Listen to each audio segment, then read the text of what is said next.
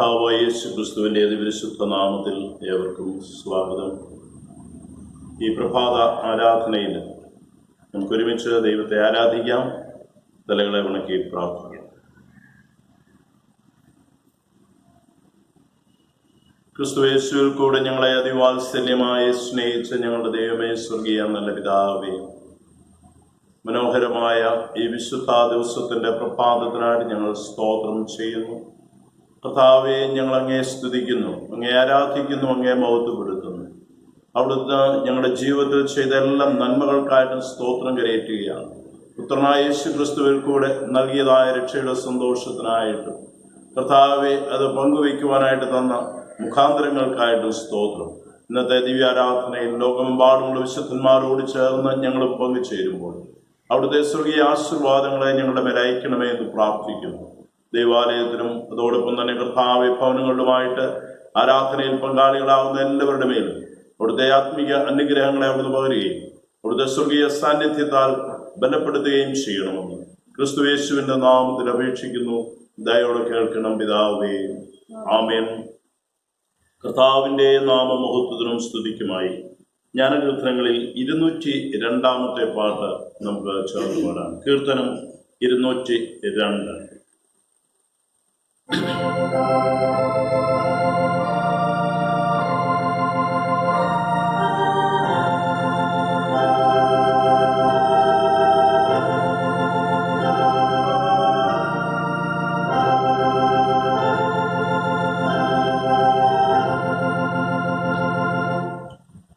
ക്രിസ്തുവിന്റെ ദാനം എത്ര മധുരം, പൂർണ്ണ സമാധാനം, പൂർണ്ണ ആനന്ദം. എത്രയോ നിസ്സാരം ഉള്ള നദി പോ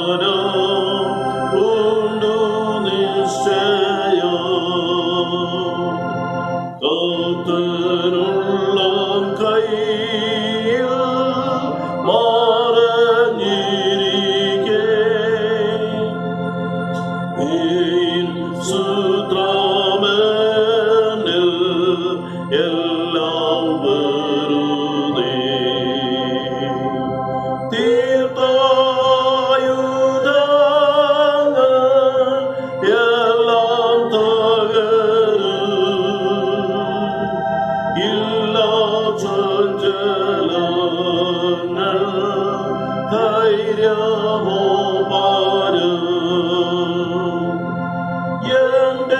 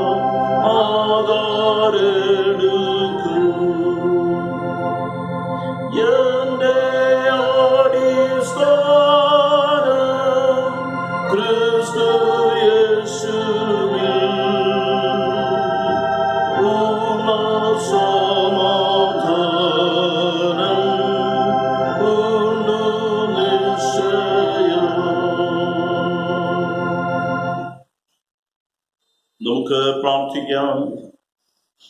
സർവശക്തനായ ദൈവമേ, നിനക്ക് സകല ഹൃദയങ്ങളും തുറന്നിരിക്കുന്നവയും സകല ആഗ്രഹങ്ങളും അറിയപ്പെട്ടവയും നിന്നിൽ നിന്ന് രഹസ്യങ്ങളൊന്നും മറവില്ലാത്തതുമാകുന്നുവല്ലോ. ഞങ്ങൾ നിന്നെ പൂർണ്ണമായി സ്നേഹിപ്പാനും നിന്റെ പരിശുദ്ധ നാമത്തെ യോഗ്യമായി മഹത്വപ്പെടുത്തുവാനും നിന്റെ പരിശുദ്ധാത്മാവിന്റെ നിശ്വാസത്താൽ ഞങ്ങളുടെ ഹൃദയങ്ങളെ നിലവുകളെ ഞങ്ങളുടെ കർത്താവായ യേശുക്രിസ്തു മൂലം വെടിപ്പാക്കണമേ. ആമേൻ. അത്യുന്നതങ്ങളിൽ ദൈവത്തിന് മഹത്വം, ഭൂമിയിൽ ദൈവപ്രസാദമുള്ള മനുഷ്യർക്ക് സമാധാനമുണ്ടാകട്ടെ.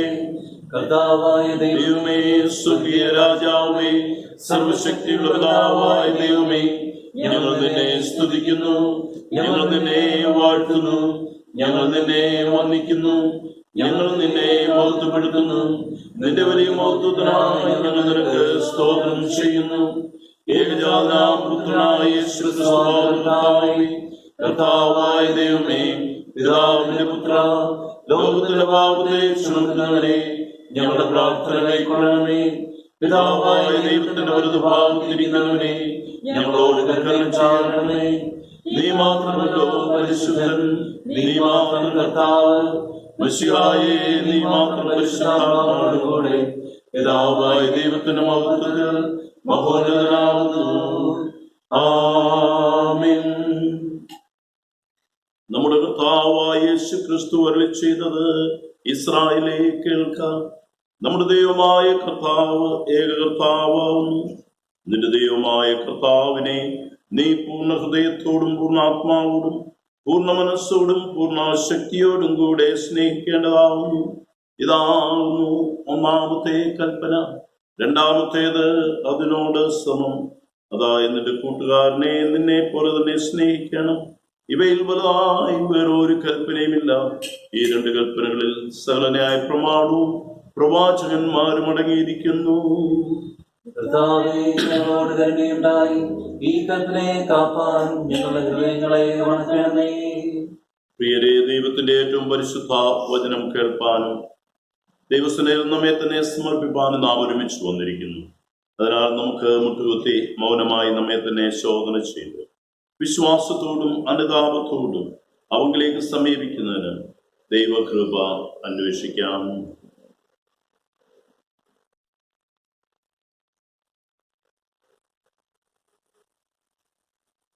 നിങ്ങളുടെ പാപങ്ങളെ കുറിച്ച് നേരായും താല്പര്യമായും മനസ്സാന്തരപ്പെട്ട് നിങ്ങളുടെ കൂട്ടുകാരോട് പ്രിയവും സ്നേഹവുമായിരുന്ന് ദൈവത്തിന്റെ കൽപ്പനകളെ അനുസരിച്ചുകൊണ്ടും മേലാൽ അവന്റെ വിശുദ്ധ വഴികളിൽ കൂടെ നടന്നുകൊണ്ടും പുതിയ ജീവിതം നയിക്കുവാൻ നിശ്ചയിച്ചിരിക്കുന്ന നിങ്ങൾ നമ്മുടെ കർത്താവായ യേശുക്രിസ്തു മൂലം അവനോട് പുതുതായി നിരപ്പാക്കപ്പെടേണ്ടതിന് സർവശക്തനായ ദൈവത്തോട് താഴ്മയായി നമ്മുടെ പാപങ്ങളെ ഏറ്റുപറയാം. തടവുന്ന പ്രാർത്ഥന ഒരുമിച്ച് ചേർന്ന്. സ്വർഗസ്ഥ പിതാവേ, ഞങ്ങൾ നിനക്ക് ഞങ്ങളുടെ എല്ലാവർക്കും വിരോധമായി പാപം ചെയ്തിരിക്കുന്നത് ഏറ്റുപറയുന്നു. ഞങ്ങൾ പ്രകാശത്തിലല്ല ഇരുട്ടിലത്രയും നടന്നിരിക്കുന്നത്. ഞങ്ങളുടെ നാം ഉച്ചരിക്കുന്നെങ്കിലും ഞങ്ങളുടെ നീതി വിട്ടാകട്ടില്ല. ഞങ്ങളോട് കരുണയുണ്ടാകണമേ. യേശുക്രിസ്തു നിമിത്തം ഞങ്ങളുടെ സകല പാപങ്ങളും ഞങ്ങളോട് ക്ഷമിക്കണമേ. നിന്റെ പരിശുദ്ധാത്മാവിനാൽ ഞങ്ങളെ വെടിപ്പാക്കണമേ. ഞങ്ങളുടെ മനസ്സാക്ഷികളെ ഉണർത്തണമേ. മറ്റുള്ളവരോട് ഹൃദയപൂർവ്വം ക്ഷമിപ്പാൻ പ്രാപ്തി ഞങ്ങൾക്ക് നൽകണമേ. നിന്റെ നാമത്തിന്റെ മഹത്വത്തിനായി ജീവന്റെ പുതുക്കൽ മേലാനെ സേവിപ്പാൻ ഞങ്ങൾക്ക് നൽകണമല്ലോ.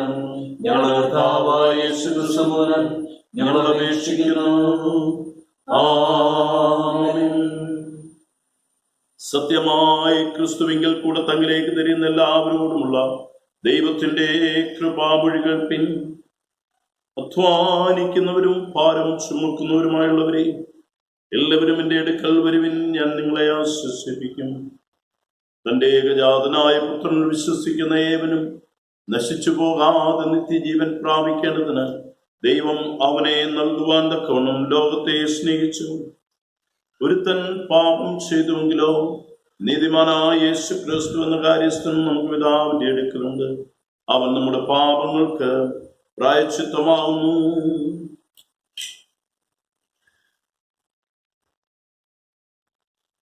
മനഃപൂർവമായ മനസ്സാന്തരത്തോടും സത്യവിശ്വാസത്തോടും തങ്ങളിലേക്ക് തിരികെയും തങ്ങളുടെ സഹോദരരോട് ക്ഷമിക്കുകയും ചെയ്യുന്ന എല്ലാവർക്കും പാപമോചനം നൽകുമെന്ന് തന്റെ മഹാകരുണയാൽ വാഗ്ദത്തം ചെയ്തിരിക്കുന്ന സ്വർഗസ്ഥ പിതാവായ സർവശക്തിയുള്ള ദൈവം നമ്മുടെ കർത്താവായ യേശുക്രിസ്തു മൂലം നിങ്ങളോട് കരുണയുണ്ടായി നിങ്ങളുടെ സകല പാപങ്ങളെയും ക്ഷമിച്ച് അവയിൽ നിങ്ങളെ വിടുവിച്ച് സകല നന്മയിലും ഉറപ്പിച്ച് ബലപ്പെടുത്തി നിങ്ങളെ നിത്യജീവനിലേക്ക് പ്രവേശിപ്പിക്കട്ടെ.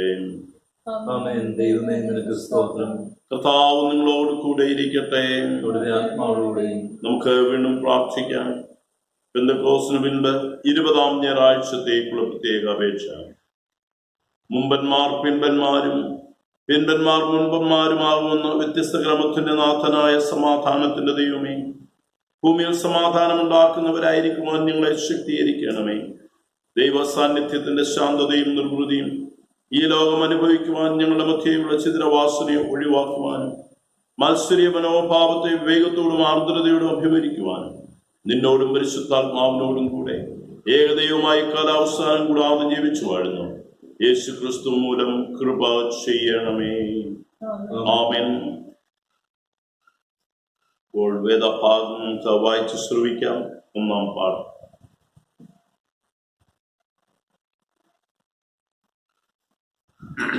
ഇന്ന് കാലത്തേക്ക് നിശ്ചയിച്ചിരിക്കുന്ന പഴയ നിയമ വേദഭാഗം ഉൽപ്പത്തി പുസ്തകം 13-ാം അധ്യായം 2 മുതൽ 12 വരെ എഴുതപ്പെട്ടിരിക്കുന്ന ദൈവവചനം ശ്രദ്ധിപ്പിൻ. ഉൽപ്പത്തി 13-ന്റെ 2 മുതൽ 12 വരെ.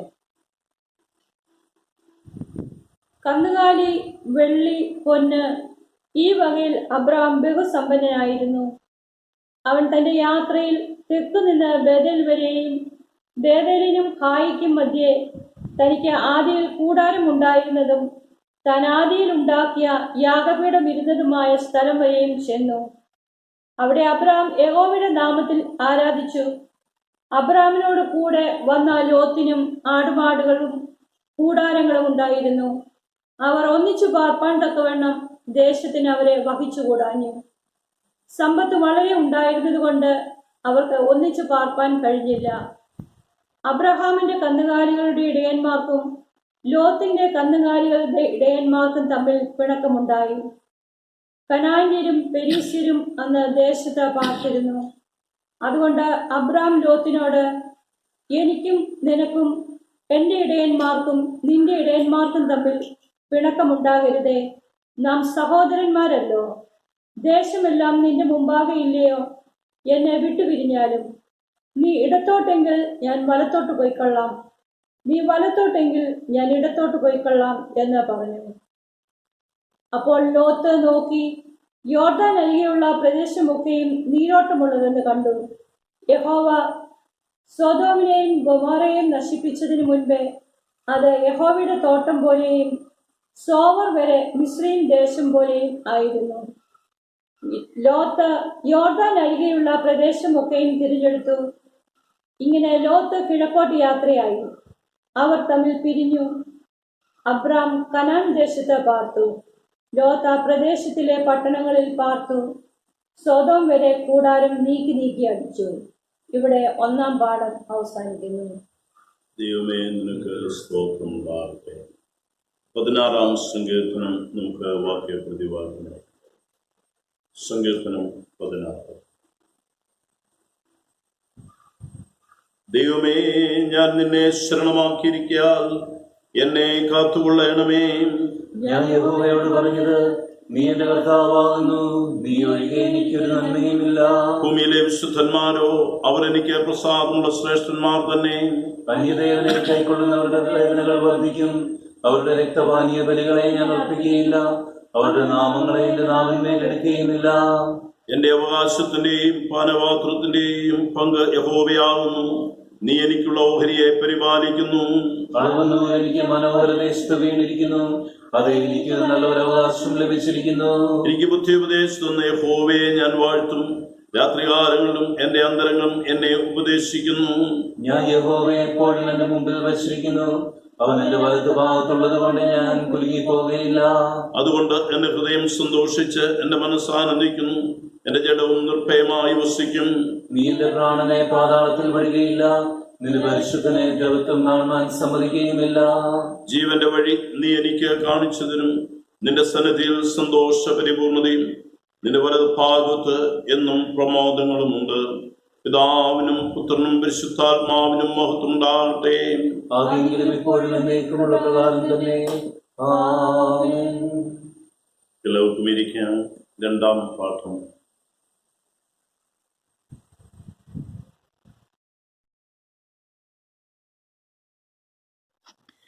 ഇന്നത്തേക്ക് നിശ്ചയിച്ചിരിക്കുന്ന രണ്ടാം പാഠം അപ്പോസ്തല പ്രവൃത്തികളുടെ പുസ്തകം 6-ാം അധ്യായം 1 മുതൽ 6 വരെയുള്ള വാക്യങ്ങൾ. അപ്പോസ്തല പ്രവൃത്തികൾ 6-1 മുതൽ 6 വരെ. ആ കാലത്ത് ശിഷ്യന്മാർ പെരുകി വരുമ്പോൾ തങ്ങളുടെ വിധവമാരെ ദിനംപ്രതിയുള്ള ശുശ്രൂഷയിൽ ഉപേക്ഷയായി വിചാരിച്ചു എന്ന് യവന ഭാഷക്കാർ എബ്രായ ഭാഷക്കാരുടെ നേരെ പിറുപിറുത്തു. പന്തിരുവർ ശിഷ്യന്മാരുടെ കൂട്ടത്തെ വിളിച്ചു വരുത്തി, ഞങ്ങൾ ദൈവവചനം ഉപേക്ഷിച്ച് മേശകളിൽ ശുശ്രൂഷ ചെയ്യുന്നത് യോഗ്യമല്ല. ആകയാൽ സഹോദരന്മാരെ, ആത്മാവും ജ്ഞാനവും നിറഞ്ഞ് നല്ല സാക്ഷ്യമുള്ള 7 പുരുഷന്മാരെ നിങ്ങളിൽ തന്നെ തിരഞ്ഞുകൊള്ളുവിൻ. അവരെ ഈ വേലയ്ക്ക് ആക്കാം. ഞങ്ങളോ പ്രാർത്ഥനയിലും വചന ശുശ്രൂഷയിലും ഉറ്റിരിക്കുമെന്ന് പറഞ്ഞു. ഈ വാക്ക് കൂട്ടത്തിന് ഒക്കെയും ബോധ്യമായി. വിശ്വാസവും പരിശുദ്ധാത്മാവും നിറഞ്ഞ പുരുഷനായ സ്തെഫാനോസ്, ഫിലിപ്പോസ്, പ്രൊഖൊരോസ്, നിക്കാനോർ, തിമോൻ, പർമനാസ്, യഹൂദ മതാനുസാരിയായ അന്ത്യോക്യക്കാരൻ നിക്കൊലാവോസ് എന്നിവരെ തെരഞ്ഞെടുത്തു അപ്പോസ്തലന്മാരുടെ മുമ്പാകെ നിർത്തി. അവർ പ്രാർത്ഥിച്ച് അവരുടെ മേൽ കൈവച്ചു. ഇങ്ങനെ രണ്ടാം പാഠം അവസാനിക്കുന്നു.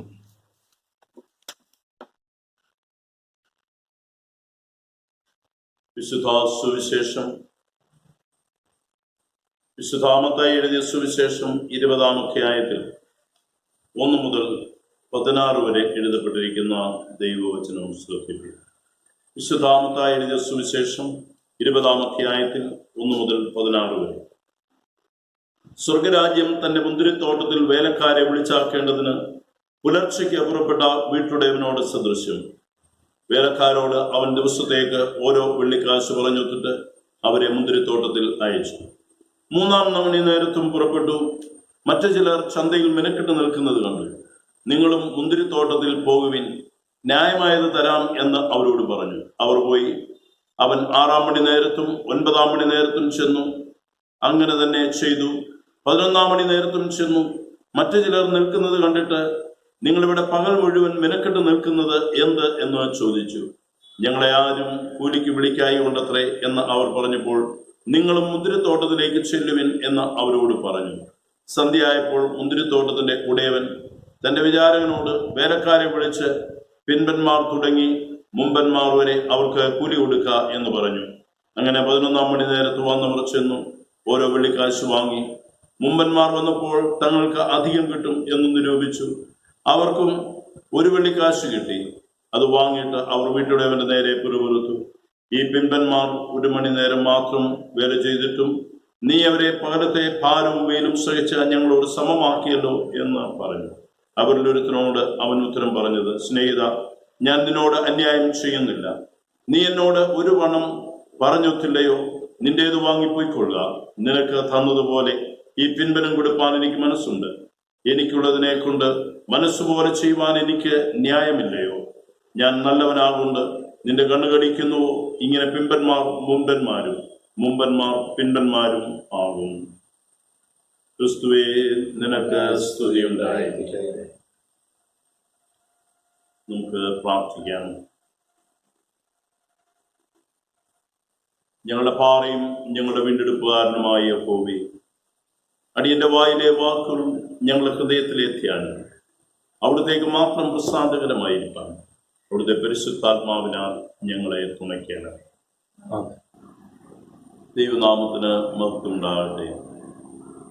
നിഗ്രഹീതമായ ഈ വിശുദ്ധ ആരാധനയിൽ സംബന്ധിക്കുന്ന എല്ലാവർക്കും കർത്താവായ യേശു ക്രിസ്തുവിന്റെ അതിപരിശുദ്ധ നാമത്തിൽ സ്നേഹ വന്ദനങ്ങളെ അറിയിക്കും. ഒരു പ്രത്യേക സാഹചര്യത്തിൽ കൂടെ ലോകം കടന്നു പോകുമ്പോൾ ഓരോ വിശുദ്ധ ദിവസവും ദൈവത്തിന്റെ ദാനമാകുന്നു എന്ന് വിശ്വസിച്ച് ദേവാലയങ്ങളിൽ കടന്നു വരുവാൻ കഴിയാത്തവർ ഭവനങ്ങളിലുമായി ആരാധനയിൽ സജീവമായി സംബന്ധിക്കുമ്പോൾ ദൈവം തന്റെ ദിവ്യ സമാധാനത്താൽ നമ്മെ നിറയ്ക്കട്ടെ എന്ന് പ്രാർത്ഥിക്കുന്നു. സംഘർഷവും മത്സര്യവുമുള്ള ഒരു ലോകത്തിലാണ് നാം ജീവിക്കുന്നത്. ഈ മത്സര സ്വഭാവം മനുഷ്യനെ അസമാധാനത്തിലേക്കും അസ്വസ്ഥതയിലേക്കും നയിക്കുന്നു. സമാധാനം പ്രഘോഷിക്കുകയും സമാധാനത്തിന്റെ ഈറ്റങ്ങളായി മാറേണ്ടതായ ഇടങ്ങൾ പോലും സംഘർഷങ്ങളിൽ കൂടെ കടന്നുപോകുന്ന കാഴ്ചയാണ് ഈ നാളുകളിൽ നാം കണ്ടുകൊണ്ടിരിക്കുന്നത്. ശ്രീരാമകൃഷ്ണ പരമഹംസൻ പറയുന്ന ഒരു കഥ വളരെ ചിന്തനീയമായ ഒരു കഥയാണ്. വനവാസത്തിലായിരുന്ന രാമൻ തന്റെ വില്ല് ഒരു മരത്തിന്റെ പൊത്തിൽ കുത്തിവെക്കുകയാണ്. കുറച്ചു കഴിഞ്ഞ് തിരിച്ചു വന്ന് ആ വില്ല് ഊരിയെടുത്തപ്പോൾ അതിൽ ഒരു തവള കുരുങ്ങിക്കിടക്കുന്നു. അതിന്റെ വായിലാണ് വില്ല് ചെന്ന് കയറിയത്. രാമന് വളരെ വിഷമമാണ്. രാമൻ ചോദിച്ചു, നിനക്കൊന്ന് വിളിച്ച് കരയാമായിരുന്നില്ലേ? തവള പറഞ്ഞു, എൻ്റെ അമ്മ എന്നോട് പറഞ്ഞിട്ടുണ്ട്, ഏതൊരു ആപത്തിനും സങ്കടത്തിലും രാമനെ വിളിച്ചു കരഞ്ഞാൽ രാമൻ വന്ന് നിന്നെ രക്ഷിക്കുമെന്ന്. എന്നാൽ ആ രാമൻ തന്നെ എന്നെ അപകടത്തിലാക്കുമ്പോൾ, ആപത്തിലാക്കുമ്പോൾ ഞാൻ പിന്നെ ആരോടാണ് വിളിച്ച് കരയുന്നത്? ഇത് ഇന്നത്തെ ലോകത്തിന്റെ ഒരു അവസ്ഥയാണ്. മത്സരപരിഹാരവും സമാധാനവും നിലനിർത്തുവാൻ ബാധ്യസ്ഥരായിരിക്കുന്ന ഗവൺമെന്റും അതുപോലെ തന്നെ ആധ്യാത്മിക മേഖലകളും വ്യക്തികളും സംഘർഷത്തിനും അസമാധാനത്തിനും അസ്വസ്ഥതയ്ക്കും നേതൃത്വം നൽകുമ്പോൾ എവിടെ ആരിൽ നിന്ന് സമാധാനം കണ്ടെത്തുവാൻ കഴിയും, നീതി കണ്ടെത്തുവാൻ കഴിയും എന്ന് ചിന്തിച്ച് നെട്ടോട്ടം ഓടുന്ന ഒരു സമൂഹത്തിലാണ് നാം എല്ലാവരും ആയിരിക്കുന്നത്. ഇവിടെയാണ് ദൈവവചനം നൽകുന്നതായ തിരിച്ചറിവ് പ്രസക്തമാകുന്നത്. സംഘർഷങ്ങളോടുള്ള മാനുഷിക സമീപനം എപ്പോഴും സംഘർഷം തന്നെയായിരിക്കും. സംഘർഷങ്ങൾ കൊണ്ട് നേരിടുന്നതായ മനുഷ്യന്റെ സ്വഭാവം. എന്നാൽ ഇന്ന് നൽകപ്പെട്ടിരിക്കുന്നതായ വേദഭാഗത്ത് വ്യത്യസ്തങ്ങളായ 3 സാഹചര്യങ്ങളിൽ, സംഘർഷഭരിതമായ 3 സാഹചര്യങ്ങളെ അതിജീവിക്കുന്നതായ ഒരു സമൂഹത്തെയാണ് നമുക്ക് കാണുവാനായിട്ട് കഴിയുന്നത്. ആ ഭാഗങ്ങൾ ഓരോന്നോരോന്നായിട്ട് നിങ്ങളുടെ ചിന്തയിലേക്ക് കൊണ്ടുവരുവാൻ ഞാൻ ആഗ്രഹിക്കുക. ഒന്നാമതായിട്ട്, ഒരു കുടുംബ പശ്ചാത്തലത്തിൽ സംഘർഷം നിറയുന്നതായ ഒരു സാഹചര്യത്തെ ഉൽപ്പത്തി പുസ്തകം 13-ാം അധ്യായത്തിൽ വിവരിച്ചിരിക്കുകയാണ്. ഉൽപ്പത്തി പുസ്തകം 13-ാം അധ്യായം അതിന്റെ 2 മുതലുള്ള വാക്യങ്ങളാണ് ഇന്ന് നമ്മൾ ചിന്തയ്ക്ക് വിഷയീഭവിപ്പിക്കുന്നത്.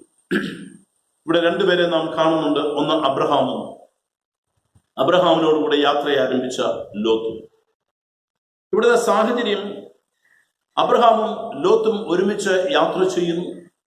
അവരൊരുമിച്ച് യാഗപീഠത്തിൽ ആരാധിക്കുന്നു. അങ്ങനെ ദൈവം അവരെ ക്രമാനുഗതമായി അവരെ അനുഗ്രഹിക്കുകയാണ്. അവർക്ക് ആടുമാടുകൾ വർദ്ധിച്ചു, അവർക്ക് സമ്പത്ത് വർദ്ധിച്ചു, അവർക്ക് ഇടയന്മാർ വർദ്ധിച്ചു. അങ്ങനെ അവരുടെ സമ്പത്ത് വർദ്ധിച്ചു കഴിഞ്ഞപ്പോഴാണ് ഈ സംഘർഷത്തിന്റെ ആരംഭം എന്ന് നമുക്ക് മനസ്സിലാക്കുവാനായിട്ട് കഴിയും. ഇന്ന് സമൂഹത്തില് അല്ലെങ്കിൽ കുടുംബങ്ങളിൽ സംഘർഷം ഉണ്ടാകുവാനായിട്ടുള്ള പ്രധാനപ്പെട്ട കാരണം എന്ന് പറയുന്നത് സ്വത്താണ് അല്ലെങ്കിൽ സമ്പത്താണ്. അവിടെ പറഞ്ഞിരിക്കുന്നത്, അവർക്ക് സമ്പത്ത് വർദ്ധിച്ചു, ഒരുമിച്ച് പാർക്കുവാൻ കഴിഞ്ഞില്ല, അതുകൊണ്ട് അവരുടെ ഇടയന്മാർ തമ്മിൽ പിണക്കമുണ്ടായി. സഭകളിലും കുടുംബങ്ങളിലൊക്കെ ഇതാണ് സംഭവിക്കുന്നത്. സമ്പത്ത് വർദ്ധിക്കുന്നതായ സമയത്ത് പലപ്പോഴും അതിൻ്റെ ഉടമസ്ഥർ തമ്മിലല്ല കലഹം ആരംഭിക്കുന്നത്. അല്ലെങ്കിൽ ഇവിടെ പറയുന്നത് അബ്രഹാമും ലോത്തും, അബ്രഹാം പറയുന്നത് നാം സഹോദരന്മാരല്ലോ എന്ന്. സഹോദരന്മാർ തമ്മിലായിരിക്കില്ല സംഘർഷം ആരംഭിക്കുന്നത്. ചിലപ്പോൾ ഭവനങ്ങളിൽ അവരുടെ ഭാര്യമാരായിരിക്കും, ചിലപ്പോൾ സഭകളിൽ നേതൃത്വം നൽകുന്നതായ ഇടയന്മാരായിരിക്കും. അതുകൊണ്ട് ഇവിടെ നാം കാണുന്നത് അവരുടെ ഇടയന്മാർ തമ്മിൽ പിണക്കമുണ്ടായി എന്നാണ് കാണുന്നത്. ഇത് ഇന്ന് നാം ജീവിക്കുന്ന സമൂഹത്തിന്റെ പ്രത്യേകതയാണ്. സമ്പത്ത് വർദ്ധിക്കുമ്പോൾ അവിടെ സംഘർഷം ആരംഭിക്കുന്നു. അതെല്ലാ മേഖലകളിലുമുണ്ടാകും.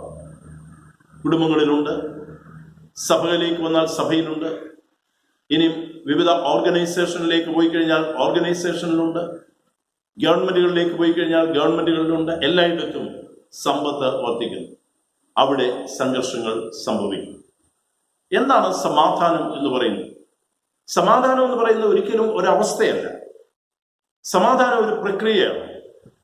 അത് നിരന്തരമായ അന്വേഷണങ്ങളിലൂടെയും കൂട്ടായ്മയിലൂടെയും കൊടുക്ക വാങ്ങലിലൂടെയും ആർജിച്ചെടുക്കുന്ന അല്ലെങ്കിൽ രൂപപ്പെടുത്തിയെടുക്കുന്ന ഒരു പ്രക്രിയയാണ് സമാധാനം എന്ന് പറയുന്നത്. അതുകൊണ്ടാണ് കർത്താവ് പറഞ്ഞത്, സമാധാനം ഉണ്ടാക്കുന്നവർ ഭാഗ്യവാന്മാർ, അവർ ദൈവത്തിന്റെ പുത്രന്മാർ എന്ന് വിളിക്കപ്പെടുന്നു. മത്തായിയുടെ സുവിശേഷം 5-ാം അധ്യായത്തിന്റെ 9-ാം വാക്യം. നമുക്ക് അതിനെ ഇങ്ങനെയും വ്യാഖ്യാനിക്കാം: ദൈവത്തിന്റെ പുത്രന്മാർക്ക് മാത്രമേ സമാധാനം ഉണ്ടാക്കുവാനായിട്ട് കഴിയുള്ളൂ. സമാധാനം എന്ന പ്രക്രിയ നിരന്തരമായ അന്വേഷണത്തിലൂടെയും കൂട്ടായ്മയിലൂടെയും കൊടുക്ക വാങ്ങലിലൂടെയും വിട്ടുവീഴ്ചയിലൂടെയും നിലനിർത്തുവാൻ കഴിയുന്നത് ദൈവത്തിന്റെ പുത്രന്മാർക്ക് മാത്രമേ ഉള്ളൂ, അല്ലെങ്കിൽ ദൈവ വിചാരം ഉള്ളവർക്ക് മാത്രമേ കഴിയുള്ളൂ.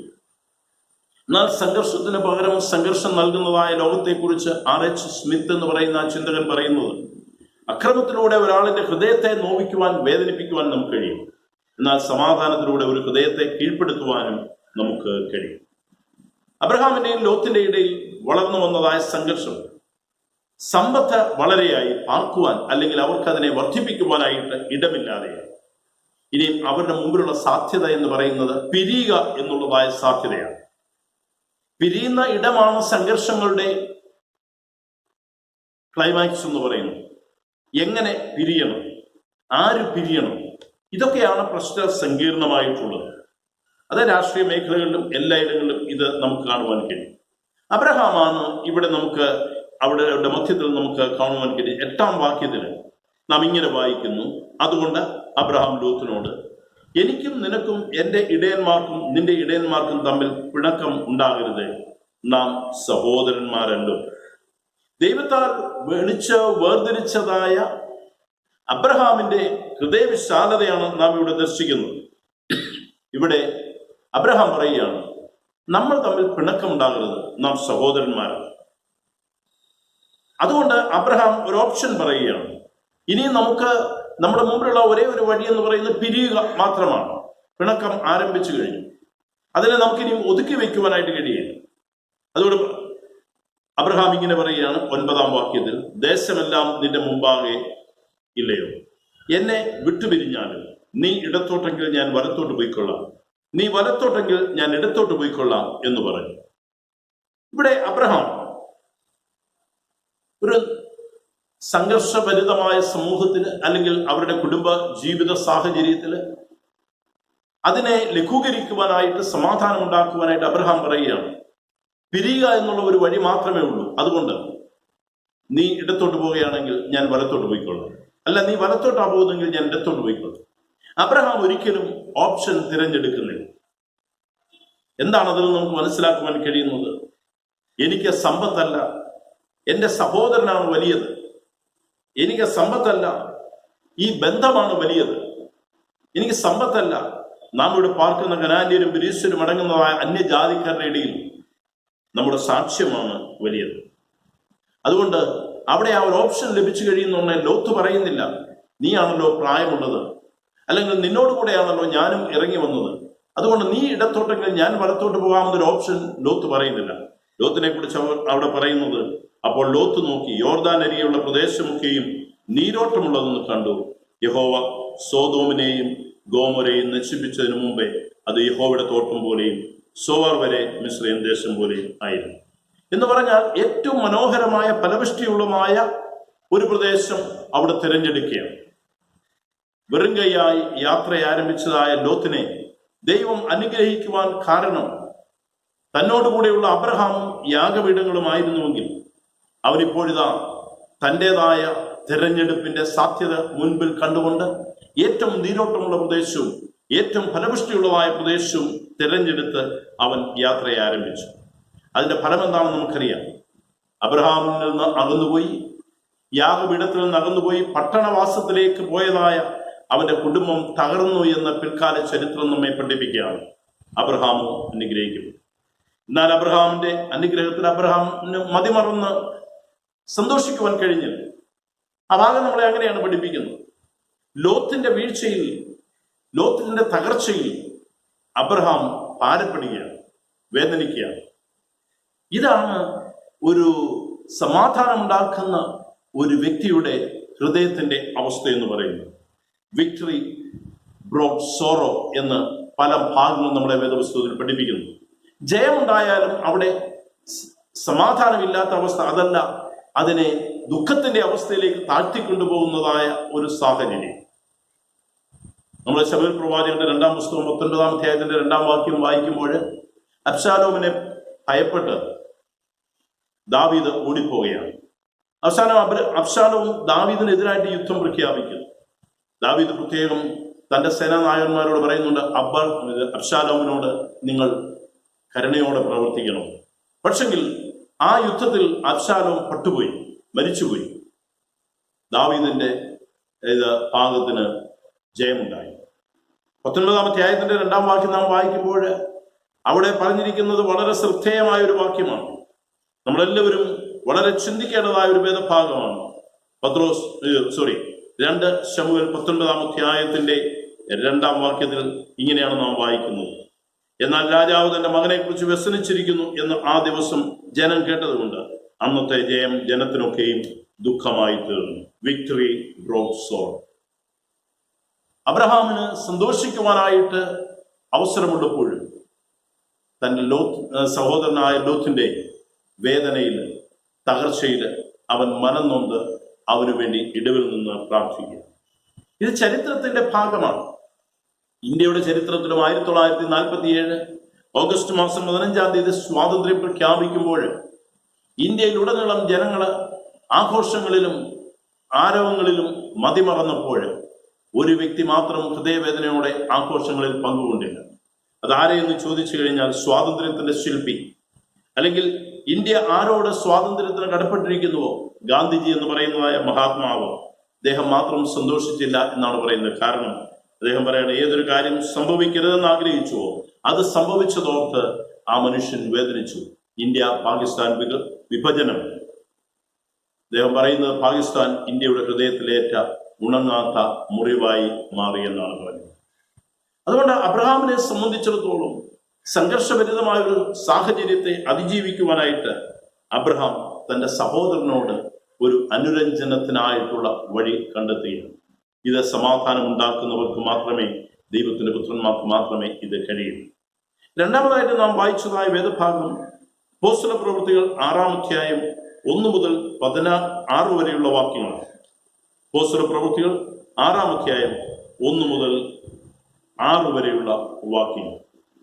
ഇവിടെ നാം കാണുന്നത് കോൺഫ്ലിക്ട് ബിറ്റ്വീൻ 2 എത്നിക് ഗ്രൂപ്പ്സ്.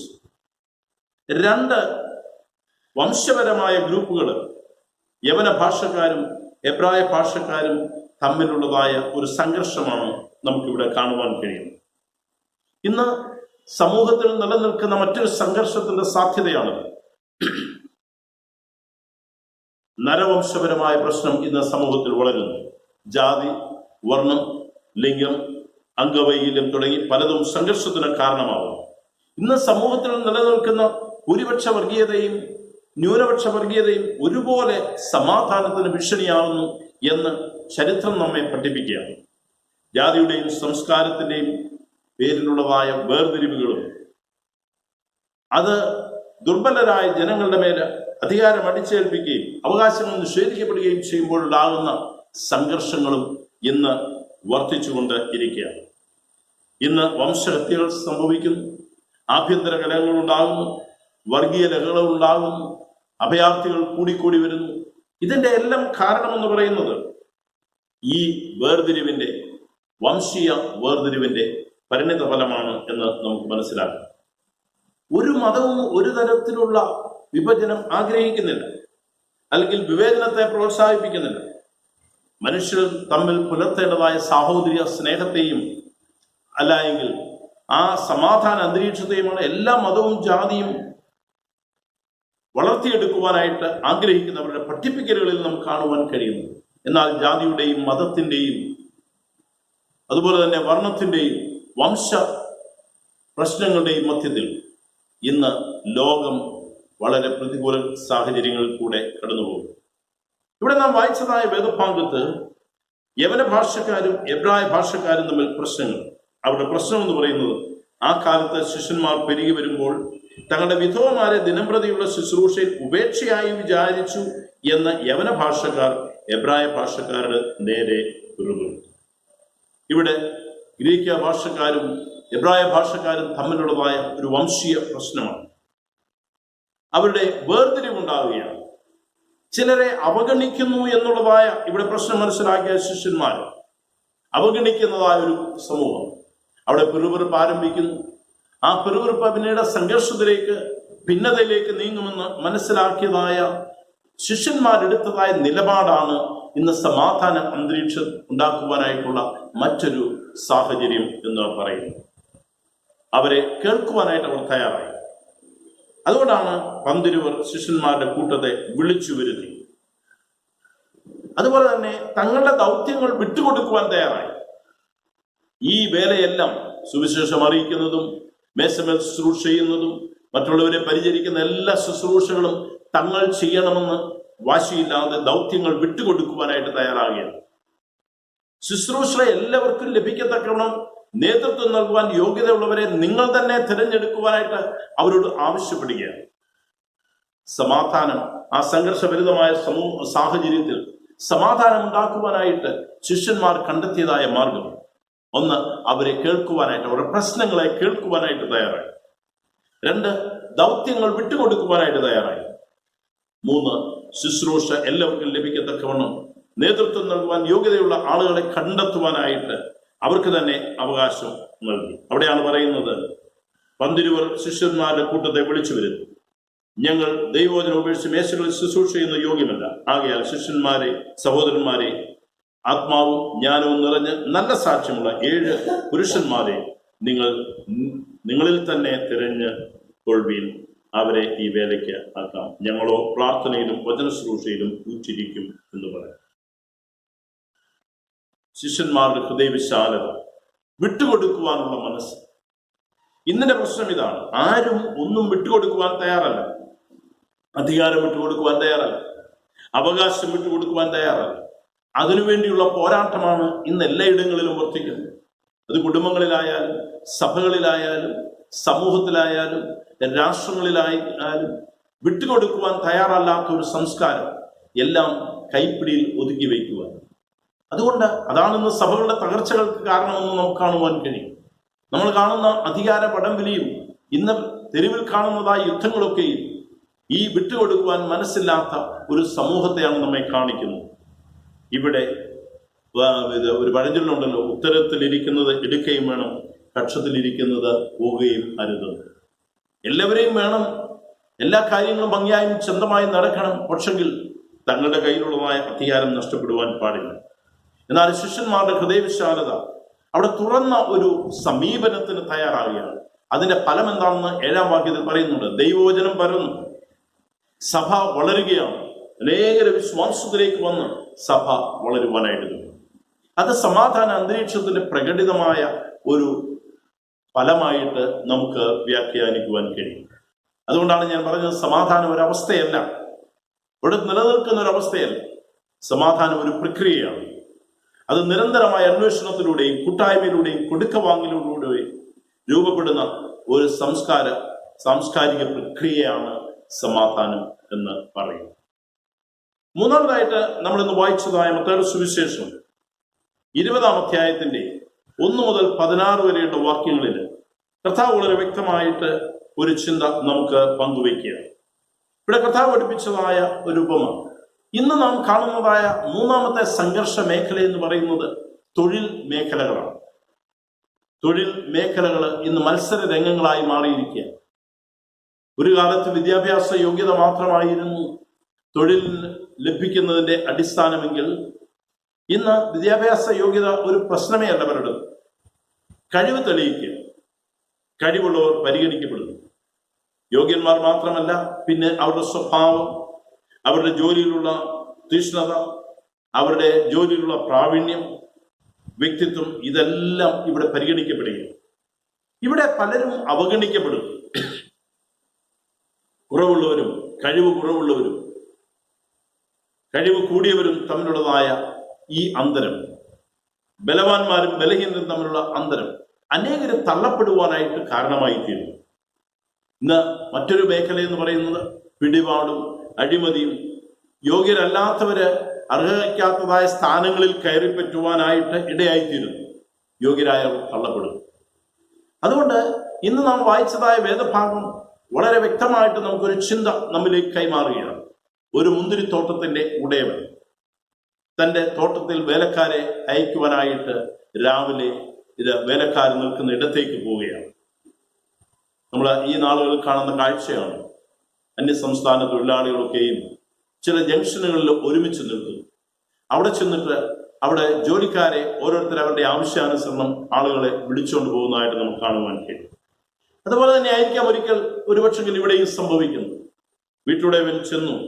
20-ാം അധ്യായത്തിൽ പറഞ്ഞിരിക്കുന്നത്, സ്വർഗരാജ്യം തന്നെ മുന്തിരിത്തോട്ടത്തിൽ വേലക്കാരെ വിളിച്ചാക്കേണ്ടതിന് പുലർച്ചയ്ക്ക് പുറപ്പെട്ട വീട്ടുടയവനോട് സദൃശം.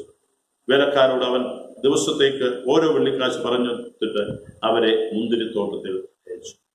ആരാണ് ഈ ആദ്യം തെരഞ്ഞെടുക്കപ്പെടുന്നത്? ജോലിക്ക് തീഷ്ണതയുള്ളവര്, അല്ലെങ്കിൽ മിടുക്കന്മാരെന്ന് തോന്നുന്നവര്, അല്ലെങ്കിൽ മുൻകാലങ്ങളിൽ പ്രവർത്തിച്ച പരിചയമുള്ളതായ ആളുകൾ, അങ്ങനെയുള്ളതായ സ്കിൽഡ് ലേബേഴ്സിനെയാണ് എല്ലാവരും ആഗ്രഹിക്കുന്നത്. അങ്ങനെയുള്ളവർ തിരഞ്ഞെടുക്കപ്പെട്ട് അവരുടെ കൂലി പറഞ്ഞ് അവരെ യജമാനൻ അയക്കുകയാണ്. അതിനുശേഷം നമ്മൾ വായിക്കുന്നത്, വീണ്ടും ഈ വീട്ടുടയവൻ 3-ാം മണി നേരത്ത് പുറപ്പെടുകയെന്നും അപ്പോഴും കണ്ടു കുറച്ചു പേർ ചന്തയിൽ മിനക്കെട്ട് നിൽക്കുന്നു. അവരോട് പറഞ്ഞു, നിങ്ങൾ മുന്തിരിത്തോട്ടത്തിൽ പോവുക, പോയി വേല ചെയ്യുക, നിങ്ങൾക്ക് ന്യായമായത് തരാം എന്ന് പറഞ്ഞു. വീണ്ടും അദ്ദേഹം 6-ാം മണി നേരത്തും 9-ാം മണി നേരത്തും 11-ാം മണി നേരത്തും ചെന്നപ്പോഴും കുറെ ആളുകൾ ഇങ്ങനെ മിനക്കെട്ട് നിൽക്കുന്നു. അവരെയൊക്കെ ഓരോ സമയത്തും മുന്തിരിത്തോട്ടത്തിലേക്ക് പറഞ്ഞയക്കുക. 11-ാം മണി നേരത്ത് കണ്ടവരോട് ചോദിച്ചു, നിങ്ങൾ എന്താ ഇങ്ങനെ ഇപ്പോഴും ഇവിടെ മിനക്കെട്ട് നിൽക്കുന്നത്? അവർ പറയുകയാണ്, ഞങ്ങളെ ആരും കൂലിക്ക് വിളിക്കായി കൊണ്ടത്രേ എന്ന് പറഞ്ഞു. ഒരുപക്ഷെങ്കിൽ അവർ അലസരായിരിക്കാം, മടിയന്മാരായിരിക്കാം, അല്ലെങ്കിൽ അവര് ജോലിക്ക് മതിയായ സ്കിൽ ഇല്ലാത്തതായ ആളുകളായിരിക്കാം. ഏതായാലും അവർ പറയുന്നുണ്ട്, ഞങ്ങളെ സഹായിപ്പാൻ ആരുമില്ല. ഇവിടെയാണ് യജമാനന്റെ ഹൃദയവിശാലത നാം കാണുന്നത്. ഇന്ന് തൊഴിൽ രഹിതരുടെ എണ്ണം ലോകത്ത് വർദ്ധിച്ചുകൊണ്ടിരിക്കുകയാണ്. ഗ്രാമങ്ങളിൽ വർദ്ധിച്ചുകൊണ്ടിരിക്കുന്നു, പട്ടണങ്ങളിൽ വർദ്ധിച്ചുകൊണ്ടിരിക്കുന്നു. വേണമെങ്കിൽ എവിടെയും ഏത് തൊഴിലും ജീവിക്കുവാനുള്ള സാധ്യതകളുണ്ട്. എന്തുകൊണ്ട് കേരളത്തിൽ തൊഴിൽ രഹിതർ വർദ്ധിക്കുന്നു എന്ന് ചോദിച്ചു കഴിഞ്ഞാൽ, നമ്മുടെ ചുറ്റുപാടുമുള്ള തൊഴിൽ കണ്ടെത്തി അതിനെ ചെയ്യുവാനായിട്ട് തയ്യാറില്ലാത്ത കുറെ ആളുകൾ, അന്യ സംസ്ഥാനക്കാരും മറ്റാളുകളും വന്ന് ഈ തൊഴിൽ ചെയ്യുകയാണ്. അത് എന്തുമായിക്കൊള്ളട്ടെ, പക്ഷെങ്കിൽ ഈ ഒരു അവസ്ഥ എന്ന് പറയുന്നത് ഇന്ന് സംഘർഷത്തിലേക്ക് നയിച്ചുകൊണ്ടിരിക്കുക. അവരാണ് സമൂഹത്തിൽ ഇന്ന് ഏറ്റവും കൂടുതൽ പ്രശ്നങ്ങൾ സൃഷ്ടിക്കുന്നത്. അവരാണെന്ന് കൊള്ളയ്ക്കും കൊള്ളിവെപ്പിനൊക്കെയും പലപ്പോഴും കൂട്ടുനിൽക്കുന്നവർ നമുക്ക് കാണുവാൻ കഴിയും. കയ്യിൽ പണം വേണം, അതിനുവേണ്ടി എന്തും ചെയ്യുവാൻ മടിക്കാതെ മറ്റുള്ളവരെല്ലാം ഉപയോഗിക്കപ്പെടുകയാണ്. അപ്പോൾ അങ്ങനെ ഒരു സാഹചര്യം നിലനിൽക്കുമ്പോൾ സംഘർഷം വർദ്ധിക്കുവാനുള്ള സാധ്യത ഇന്ന് നമുക്ക് കാണുവാനായിട്ട് കഴിയും. എന്നാൽ ഇവിടെ ഒരു യജമാനന്റെ ഹൃദയവിശാലതയാണ് നാം കാണുന്നത്. ആരും വിളിക്കാത്തവരെയും, ഇല്ലെങ്കിൽ എല്ലാവരും തഴയപ്പെട്ടതായ ആളുകൾ, കാരണം എന്തെന്ന് വ്യക്തമല്ല, പല കാരണങ്ങൾ നമുക്ക് കണ്ടെത്തുവാൻ കഴിയും. പക്ഷെ അവരെയൊക്കെയും സമയം നോക്കാതെ തന്നെ തന്റെ മുന്തിരിത്തോട്ടത്തിലേക്ക് പറഞ്ഞയച്ചു. ഇനിയും കൂലി കൊടുക്കുന്ന സമയമാണ്. വൈകിട്ട് കൂലി കൊടുക്കുന്ന സമയമായപ്പോൾ എല്ലാവരെയും വിളിച്ചു. അവർ വന്നു കഴിഞ്ഞപ്പോൾ അവിടെ പറയുന്നത്, പിമ്പന്മാരും മുമ്പന്മാരും വന്നു. അവർക്ക് എങ്ങനെയാണ് കൂലി കൊടുത്തതെന്നാണ് പറഞ്ഞിരിക്കുന്നത്. മുമ്പന്മാർ വന്നപ്പോൾ തങ്ങൾക്ക് അധികം കിട്ടുമെന്ന് നിരൂപിച്ചു എന്ന് പറഞ്ഞാൽ പിൻപന്മാർക്ക് മുൻപന്മാർക്ക് കൊടുത്തതായ അതേ കൂലി തന്നെ. 11-ാം മണി നേരത്ത് വന്നവനും ഒരു വെള്ളിക്കാശ് കൊടുത്തു, 9-ാം മണി നേരത്ത് വന്നവനും ഒരു വെള്ളിക്കാശ് കൊടുത്തു, 6-ാം മണി നേരത്ത് വന്നവനും ഒരു വെള്ളിക്കാശ് കൊടുത്തു, 3-ാം മണി നേരത്ത് വന്നവനും ഒരു വെള്ളിക്കാശ് കൊടുത്തു. ആദ്യം തോട്ടത്തിൽ ജോലിക്കായിട്ട് പോയവനും ഒരു വെള്ളിക്കാശ് കൊടുത്തു. മുമ്പന്മാർ പിറുപിറുത്തു എന്നാണ് പറയുന്നത്. പക്ഷെങ്കിൽ അവിടെ യജമാനൻ പറയുക, തൊഴിൽ ഇല്ലാതെ വിശപ്പടക്കുവാനായിട്ട് സാഹചര്യങ്ങളില്ലാതെ ഇവിടെ തഴയപ്പെട്ടതായ ഈ സമൂഹത്തോട് ഞാൻ ചെയ്തത് നീതിയല്ലേ, എനിക്കതിനുള്ള അവകാശമില്ലേ എന്ന് ചോദിച്ചുകൊണ്ട് ആ സംഘർഷത്തെ അവിടെ ലഘൂകരിക്കുന്നതായിട്ട് നമുക്ക് കാണുവാൻ കഴിയുന്നു. എന്നെ കേൾക്കുന്നതായ പ്രിയപ്പെട്ടവരെ, സമൂഹത്തിൽ ഇന്ന് സംഘർഷം നിലനിൽക്കുന്നത്, മത്സര പരിഹാരം ആവശ്യമായിരിക്കുന്ന ഇടമെന്ന് പറയുന്നത്, സമ്പത്ത് വർദ്ധിക്കുന്നിടത്ത് സംഘർഷം വർദ്ധിക്കുന്നു. അതുപോലെ തന്നെ ജാതി വർണ്ണ ലിംഗ ഭേദങ്ങളുടെ അല്ലെങ്കിൽ അങ്ങനെയുള്ള വ്യത്യാസങ്ങളുടെ മധ്യത്തിൽ തഴയപ്പെടുന്നവരിൽ കൂടെയും അല്ലെങ്കിൽ അംഗീകരിക്കപ്പെടാത്തവരിൽ കൂടെയും അവിടെ സംഘർഷങ്ങൾ വർദ്ധിക്കുക. മൂന്നാമതായിട്ട് തൊഴിൽ മേഖലകളിൽ വർദ്ധിച്ചു വരുന്നതായ സംഘർഷം. എന്നാൽ ഇതിന്റെ മധ്യത്തിൽ ഹൃദയവിശാലതയോടുകൂടെ കാര്യങ്ങളെ കാണുവാനായിട്ട്, അന്വേഷിക്കുവാനായിട്ട്, തിരിച്ചറിയുവാനായിട്ട് നിങ്ങൾ എന്തുകൊണ്ട് മെനക്കെട്ട് നിൽക്കുന്നു എന്ന് ചോദിച്ച് അന്വേഷണം അതിലൂടെ പ്രശ്നത്തിന് പരിഹാരം കണ്ടെത്തുവാൻ ശ്രമിക്കുന്നതായ യജമാനൻ. ഈ റോളാണ് ദൈവം നമുക്ക് തന്നിരിക്കുന്നത്.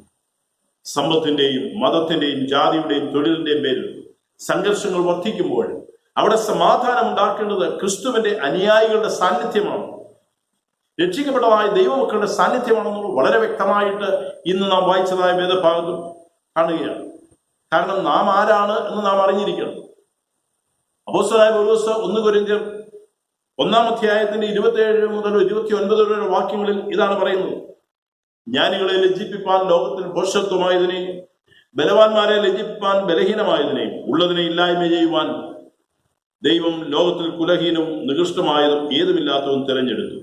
ദൈവസന്നിധിയിൽ ഒരു ജഡവും പ്രശംസിക്കാതിരിക്കണം എന്ന് പറഞ്ഞാൽ, ദൈവം എന്നെ തിരഞ്ഞെടുത്തതിന്റെ മാനദണ്ഡം എന്ന് പറയുന്നത്, നമ്മെ ഓരോരുത്തരെയും തിരഞ്ഞെടുത്തതിന്റെ മാനദണ്ഡം എന്ന് പറയുന്നത് നമ്മുടെ ബലഹീനതയിൽ, നമ്മുടെ ഭോഷത്വത്തിൽ, നമ്മുടെ മഹിമയില്ലാത്തതായ ജീവിത അനുഭവങ്ങളിൽ നിന്ന് ദൈവം നമ്മെ തിരഞ്ഞെടുത്ത് ഇന്ന് ഫലം കായ്ക്കുവാൻ നമ്മെ ആക്കി വെച്ചിരിക്കുകയാണ്, സമാധാനം ഉണ്ടാക്കുവാനായിട്ട്. അതുകൊണ്ടാണ് കർത്താവ് സമാധാനം ഉണ്ടാക്കുന്നവർ ഭാഗ്യവാന്മാർ, അവർ ദൈവത്തിന്റെ പുത്രന്മാർ എന്ന് വിളിക്കപ്പെട്ടു. അബ്രഹാമിനെ പോലെയും ക്രിസ്തു ശിഷ്യന്മാരെ പോലെയും വീട്ടുടയവനെ പോലെയും നാം ആയിത്തീരുവാനും സമാധാനം സ്ഥാപിക്കുവാനും നമ്മെ ആഹ്വാനം ചെയ്യുക. ക്രിസ്തീയ വിശ്വാസികൾ വളരെയധികം പീഡിപ്പിക്കപ്പെട്ടുകൊണ്ടിരിക്കുന്ന ഒരു കാലഘട്ടത്തിലാണ് നാം ജീവിക്കുന്നത്. വംശത്തിന്റെ പേരിലും ഭാഷയുടെ പേരിലും അതുപോലെ തന്നെ വിശ്വാസത്തിന്റെ പേരിലും. നിങ്ങൾ മറന്നുപോയിട്ടില്ലായിരിക്കും, 2015 ഡിസംബർ മാസം IS ഭീകരർ ഈജിപ്തിലെ 21 യുവാക്കളെ തലയറുത്ത് കൊന്നതായ സംഭവം, ലിബിയൻ കടൽ തീരത്ത് വെച്ച് കഴുത്തറുത്ത് കൊന്ന സംഭവം നിങ്ങൾ മറന്നിട്ടില്ലായിരുന്നു. അതിൽ 2 പേര് ഒരു ഭവനത്തിൽ ഒരു അമ്മയുടെ മക്കളായിരുന്നു, സഹോദരങ്ങളായിരുന്നു. ഈ സംഭവങ്ങളെല്ലാം കഴിഞ്ഞിട്ട് ഒരു ക്രിസ്ത്യൻ ചാനല് ഈ അമ്മയെ സമീപിച്ചിട്ട് അവരോട് ചോദിച്ചു, നിങ്ങളുടെ മക്കളെ കഴുത്തറുത്ത് കൊന്നവരോടുള്ള നിങ്ങളുടെ പ്രതികരണം എന്ത് എന്ന് ചോദിച്ചപ്പോൾ ആ അമ്മ പറഞ്ഞ മറുപടി ഇതായിരുന്നു: ഞാൻ അവരെ കണ്ടാൽ അവരോട് ക്ഷമിച്ച് എൻ്റെ ഭവനത്തിലേക്ക് ഞാൻ അവരെ സ്വീകരിക്കും, എന്നിട്ട് ദൈവത്തോട് നിർദോഷികളായ ഇവരുടെ കണ്ണുകളെ തുറക്കണമേ എന്ന് ഞാൻ പ്രാർത്ഥിക്കും. എത്ര ധന്യമായ ഒരനുഭവം! ആ സമാധാനം ഉണ്ടാക്കുവാനായി വേണമെങ്കിൽ ആ അമ്മയുടെ വാക്കുകൾ രോഷമുള്ളതും ഇല്ലെങ്കിൽ പകരം ചോദിക്കുന്നതിന് സഹായകരമായിരുന്നുവെങ്കിൽ അതുമൂലം തന്നെ പ്രശ്നങ്ങളും ലഹളകളും ആരംഭിക്കാമായിരുന്നു. ഇന്ന് സമൂഹത്തിൽ കാണുന്നതായ ഇതുപോലുള്ള നരഹത്യയും ഇതുപോലുള്ളതായ പീഡനങ്ങളുടെയൊക്കെയും മധ്യത്തിൽ ആളുകൾ പ്രതികരിക്കുന്നത് അർഹിക്കുന്നതായ ശിക്ഷ വാങ്ങിച്ചു കൊടുക്കണം. അല്ലെങ്കിൽ ഇന്ന് അതിനെ രാഷ്ട്രീയമായിട്ട് ഏറ്റെടുത്തുകൊണ്ട് കലഹങ്ങൾ, ലഹളകൾ വർദ്ധിച്ചുകൊണ്ടിരിക്കുന്ന ഒരു സമൂഹത്തിൽ 2 മക്കളുടെ കഴുത്തറുത്ത് കൊന്നപ്പോഴും അമ്മ പറയുകയാണ്, അവരെ കണ്ടാൽ ഞാൻ ക്ഷമിക്കും. ഇതാണ് ക്രിസ്തു നൽകിയതായ പാഠം എന്ന് പറയുന്നത്. അതുകൊണ്ട് സമാധാനം ഒരിക്കലും ഒരു അവസ്ഥയല്ല, അതൊരു പ്രക്രിയയാണ്. സമാധാനം ഉണ്ടാക്കിയെടുക്കുന്നതായ അത് നിരന്തരമായ അന്വേഷണത്തിന്റെയും കൂട്ടായ്മയുടെയും നഷ്ടപ്പെടലിന്റെയും കൊടുക്കവാങ്ങലിലൂടെയും രൂപപ്പെടുന്നതായ ഒരു അനുഭവമാണ് സമാധാനം എന്ന് പറയുന്നത്. ക്രിസ്തുവാണ് ഇത് നമ്മെ പഠിപ്പിച്ചത്. കാൽവരിയുടെ ഉന്നതങ്ങളിലേക്ക് ഞാൻ നിങ്ങൾ നോക്കുമ്പോൾ മാനവരാശിയുടെ രക്ഷയ്ക്കായിട്ട്, ലോകത്തിന്റെ സമാധാനത്തിനായിട്ട് തന്റെ ജീവനെ നൽകിയതായ നമ്മുടെ അരുമനാഥനായ കർത്താവ് കാൽവരിയുടെ ഉന്നതങ്ങളിൽ തന്നെ ദ്രോഹിച്ചവരോട് ക്ഷമിക്കുവാൻ, അശരണരായവർക്ക് ആശ്രയം നൽകുവാൻ തന്റെ ജീവനെ ആ കാൽവരിയുടെ ഉന്നതത്തിൽ പോലും സമർപ്പിക്കുന്ന സമർപ്പണമാണ് നമുക്ക് കാണുവാനായിട്ട് കഴിയും. ഇതിനെ കേൾക്കുന്ന പ്രിയപ്പെട്ടവരെ, ആ ക്രൂശിലെ രക്തത്താൽ വീണ്ടെടുക്കപ്പെട്ടതായ ദൈവജനം സമൂഹത്തിൽ അബ്രഹാമിനെ പോലെയും ക്രിസ്തു ശിഷ്യന്മാരെ പോലെയും വീട്ടുടയവനെ പോലെയും ദൈവശാലതയോടുകൂടെ വിട്ടുകൊടുക്കുന്നതിൽ കൂടെ, വിട്ടുവീഴ്ചകളിൽ കൂടെ സമാധാനത്തിന്റെ വക്താക്കളായി തീരുവാൻ ദൈവത്തിന്റെ പരിശുദ്ധാത്മാവ് നമ്മെ ആഹ്വാനം ചെയ്യാം. നമുക്ക് പ്രാർത്ഥിക്കാം. ദൈവമായ സമാധാനത്തിന്റെ ചാലകങ്ങളായി തീരുവാൻ നീ ഞങ്ങളെ തെരഞ്ഞെടുത്തതിനാൽ നന്ദിയുടെ സ്തോത്രം. കർത്താവേ, നീ കാൽവരി ക്രൂശിൽ ഞങ്ങൾക്ക് വേണ്ടി പരമയാഗമായി തീർന്നപ്പോൾ ഇതൊരു സമർപ്പണമായിരുന്നു, ഒരു വിട്ടുകൊടുക്കലായിരുന്നു. അതിലൂടെ ലോകത്തിന് സമാധാനം ആർജിക്കുക അവിടുന്ന് കാണിച്ചെന്ന ആ ഒരു പാതയിൽ ഞങ്ങൾ സഞ്ചരിപ്പാൻ നിന്റെ പരിശുദ്ധാത്മാവിനാൽ ഞങ്ങളെ കരുതും. അവിടുന്ന് തന്നെ മഹത്വം എടുക്കണം. ക്രിസ്തുയേശുവിന്റെ നാമത്തിൽ തന്നെ ആമേൻ. നമുക്ക് നമ്മുടെ വിശ്വാസത്തിന്റെ സംഗതികളെ ദൈവസന്നിധിയിൽ ഏറ്റുപറയാം. നിത്യ വിശ്വാസമാണ്. സർവശക്തിയുള്ള പിതാവായി ആകാശവും ഭൂമിയും കാണപ്പെടുന്നവയും കാണപ്പെടാത്തവയുമായുള്ള സകലത്തെയും സൃഷ്ടിച്ചവനായ ദൈവത്തിൽ ഞാൻ വിശ്വസിക്കുന്നു. ദൈവത്തിന്റെ ഏകജാതനായ പുത്രനായി ഏകകർത്താവായ യേശു ക്രിസ്തുവിനെ ഞാൻ വിശ്വസിക്കുന്നു. അവൻ സർവ്വലോകങ്ങൾക്കും മുമ്പേ തന്റെ പിതാവിൽ ജനിക്കപ്പെട്ടവൻ. ദൈവത്തിൽ നിന്ന് ദൈവം, പ്രകാശത്തിൽ നിന്ന് പ്രകാശം, സത്യദൈവത്തിൽ നിന്ന് സത്യദൈവം, ജനിപ്പിക്കപ്പെട്ടവനെല്ലാം പിതാവിനോട് ഏകതത്വമുള്ളവൻ. അവനാൽ സകലവുമുണ്ടായി. അവൻ മനുഷ്യരായ നമുക്ക് നമ്മുടെ രക്ഷയ്ക്കും വേണ്ടി സ്വർഗ്ഗത്തിൽ നിന്നിറങ്ങി പരിശുദ്ധാത്മാവിനാൽ കന്യമറിയിൽ നിന്ന് മനുഷ്യനായി തീർന്നു. പൊന്തിയോസ് പീലാത്തോസിന്റെ കീഴിൽ നമുക്ക് വേണ്ടി ക്രൂശിക്കപ്പെട്ടു. അവൻ കഷ്ടപ്പെട്ടു, അടക്കപ്പെട്ടു. തിരുവെഴുത്തുകളിൽ പ്രകാരം മൂന്നാം ദിവസം ഉയർത്തെഴുന്നേറ്റു, സ്വർഗ്ഗത്തിലേക്ക് കയറി പിതാവിന്റെ വലത്തുഭാഗത്തിരിക്കുന്നു. അവൻ ജീവനുള്ളവരെയും മരിച്ചവരെയും ന്യായം വിധിപ്പാൻ മഹത്വത്തോടെ വീണ്ടും വരും. അവന്റെ രാജ്യത്തിന് അവസാനം ഉണ്ടാകുകയില്ല. കർത്താവ് ജീവിപ്പിക്കുന്നവനും പിതാവിനും പുത്രനും ഉൾപ്പെടുന്നവനും പിതാവിനോടും പുത്രനോടും ബന്ധിക്കപ്പെട്ടവനും പ്രവാചകരെക്കൊണ്ട് പറയിച്ചവനുമായ പരിശുദ്ധാത്മാവിനെ ഞാൻ വിശ്വസിക്കുന്നു. കാതോലിക്കുമ്പോൾ സൂര്യമായ വിശ്വസഭയിലും ഞാൻ വിശ്വസിക്കുന്നു. പാപമോചനത്തിനുള്ള ബപ്തിസ്മയെ അനുസരിക്കുന്നു. മരിച്ചവരുടെ പുനരുദ്ധാനത്തിനും ദൈവാനുഗ്രഹത്തിലെ ജീവനും ഞാൻ കാത്തിരിക്കുന്നു. ആമേൻ. മധ്യസ്ഥ പ്രാർത്ഥനയ്ക്കായിട്ട് നമുക്ക് ഒരുങ്ങാം. ഈ സമയത്ത് ക്രിസ്തീയ ഗീതങ്ങളിൽ 169 പാട്ടിൽ ആദ്യത്തെ 2 അവസാനത്തെ ചരണവും നമുക്ക് ചേർന്നു. 169 ഗീതത്തിന്റെ ആദ്യത്തെ 2 അവസാനത്തെ ചരണം.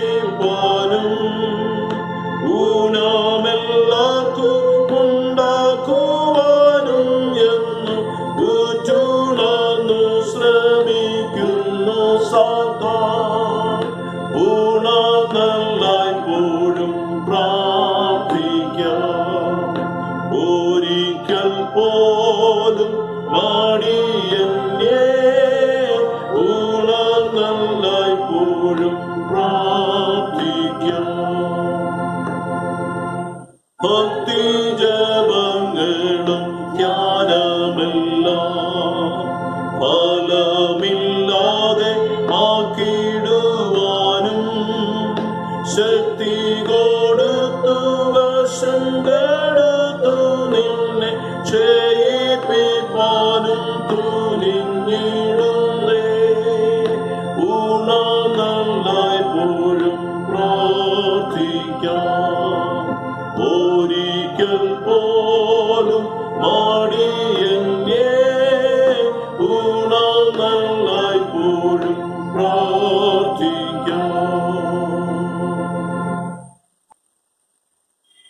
ഈ ആഴ്ചയിൽ ജന്മദിനം ആഘോഷിക്കുകയും വിവാഹ വാർഷികം ആഘോഷിക്കുന്നവരെയും ഓർത്ത് നമുക്ക് പ്രാർത്ഥിക്കാം.